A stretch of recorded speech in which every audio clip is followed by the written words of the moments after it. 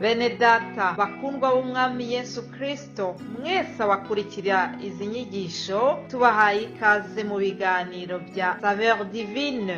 Ibi biganiro mu bitegurirwa n'abavugabutumwa bwiza batandukanye, akaba ari umuhamagaro ugendera ku ijambo ry'Imana byanditse mu gitabo cy'ubutumwa bwiza uko bwanditswe na Matayo ibice 24 umurongo wa 14. Kandi ubutumwa bwiza bw'ubwami buzigishwa mu isi yose ngo bube ubuhamya bwo guhamiriza amahanga yose, nibwo imperuka izahera ko ize. Ibi biganiro mubikurikira ku channel ya YouTube yitwa Saveur Divine. Tubifurije kugubwa neza. Imana Data ari nayo So ibaha umugisha.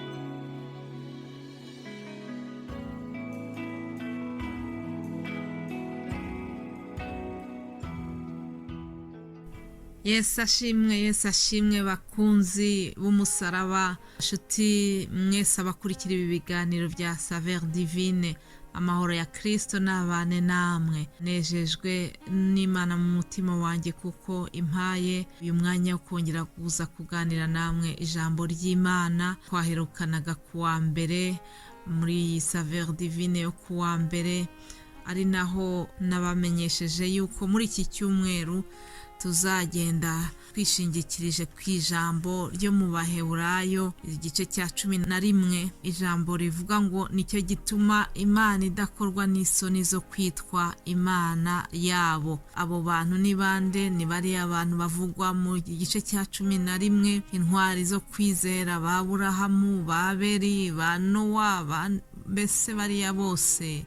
Noneho barangije kubatondagura, baravuga ngo abo bose bapfuye bakizera, batarahabwa ibyashezeranijwe, ngo bakabirebera nk'ibiri kure. Ariko barongera baravuga ngo kandi abariya bose Imana ntabwo ikorwa n'isoni zo kwitwa Imana yabo.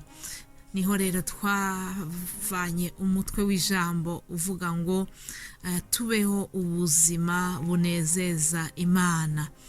Ubuzima bwacu bwose, mu byo dukora byose, dushake ikintu cyatuma Imana itwishimira, Imana ikatwirata, ewe ikaba yatwirata, ikaba yanadutangira ubuhamya. Mu rurimi rw'igifaransa nabwiye abantu ukuntu Imana yirase Mose ikamutangira ubuhamya ubwo Aroni na Miriyamu bari batangiye kumuvuga nabi, bari kumunegura. Imana igahita iza ikamurengera, ikamuvuganira. Ibyo byose nibyerekana yuko Imana imwishimira, ko ayinezeza. Hanyuma ejo ku munsi w'ejo hahise, nabwo umunsi wa gatatu, mwene data Samweli, Imana imuha umugisha, yatubwiye amagambo meza adusobanurira ukuntu bari abasore mu gitabo cya Danieli, ba Sadraka na Meshaki na Abednego,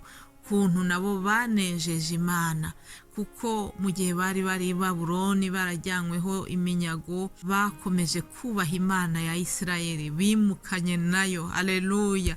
Yewe nubwo waba uri mu gihugu cy'amahanga, ni byiza yuko ugendana n'Imana yawe, ni byiza yuko utishushanya n'ibyo mu gihugu wagezemo, ni byiza yuko ukomeza kubaha amategeko y'Imana, ntagire ikintu na kimwe cyagutandukanya n'Imana yawe. Nuko rero bari abasore ejo batubwiye ukuntu nyine bubashye Imana bakayinezeza, Imana ikabanezererwa. Ibyo byose byatumye umwami Nebukadineza, wa wundi wari watanze itegeko ryo kugira ngo babashyire mu itanura babice, yashakaga yuko n'abantu bo mu gihugu cye basenga igishushanyo cye, basenga ikigirwamana. Mu by'ukuri yari yifashe nk'Imana, nawe yari yatangiye kwishyira ku rugero rw'Imana, ashaka ko bazajya bapfukama bakamuramya. Ariko bari abasore barabihakana, bibuka rya tegeko rivuga yuko ntabwo tugomba gupfukamira igishushanyo icyo ari cyo cyose, tugomba gupfukamira Imana yacu yonyine, Imana ya Isirayeli. Ubwo rero aba basore bitwaye neza.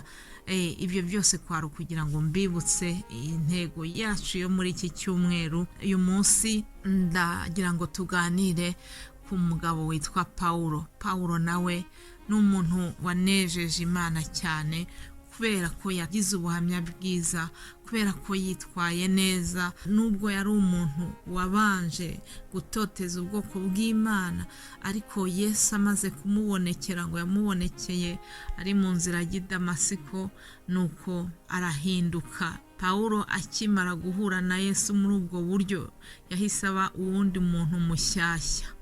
Arakizwa, yakira agakiza, yemera gukurikira Yesu.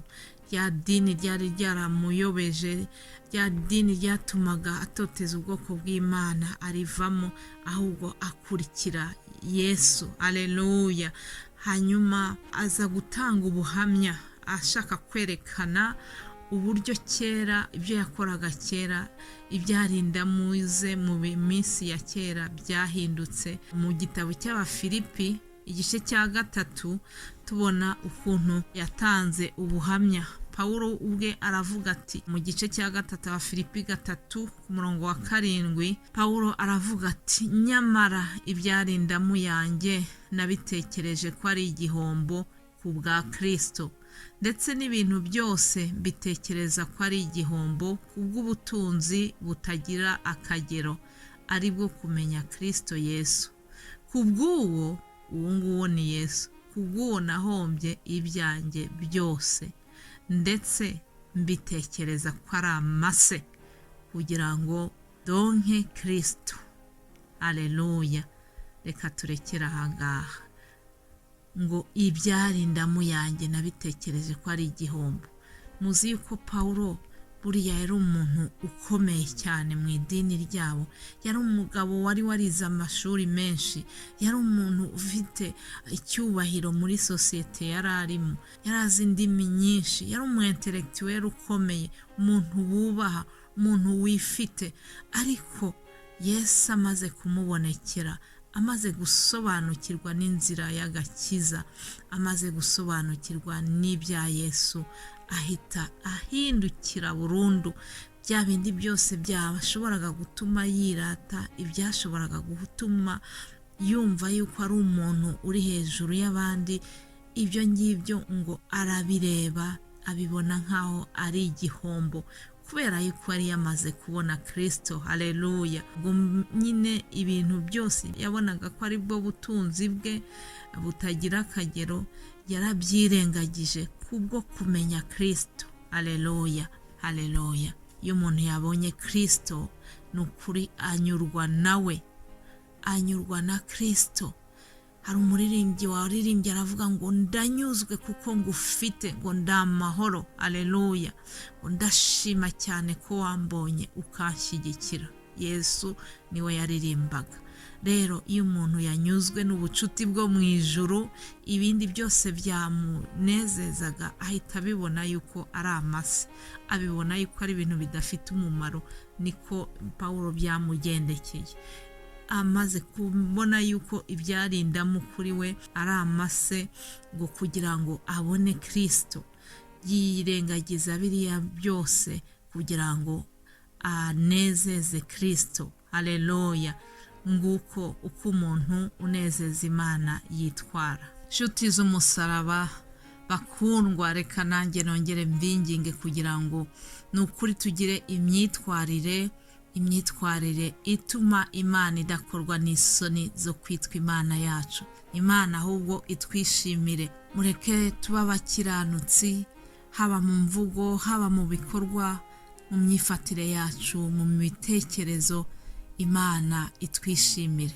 Kugira ngo Imana inezezwe no kwitwa Imana yacu, birakwiye yuko dutindana nayo, birakwiye yuko dushakisha ubwami bw'ijuru kurusha ibindi byose. Birakwiye yuko dushakisha ibintu byose byatuma Imana itureba iri mu ijuru, ikadutangira ubuhamya bwiza. Haleluya. Ngo Imana yishimiye Enoki, irangije ngo iramwimura, we ngo yagiye no mu ijuru adapfuye. Imana yishimiye Yobu, imutangira ubuhamya imbere ya Satani.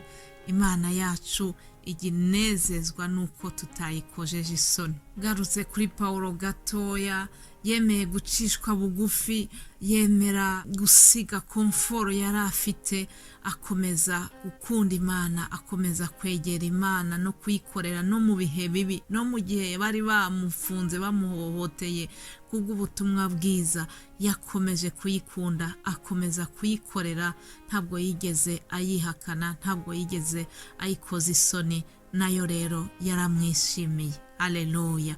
Nimureke tubeho ubuzima bunezeza Imana, ubuzima butuma aho iri mu ijuru ku ntebe y'icyubahiro ihaguruka ikavuga iti mbonye abana banjye nishimira. Ndabifuriza umunsi mwiza, mukomeze muryoherwe n'ibi biganiro tubagezaho. Ejo umunsi wa gatanu uzaba ari umunsi wa nyuma w'iki cyumweru. Yesu rero abaha umugisha. Amen, amen.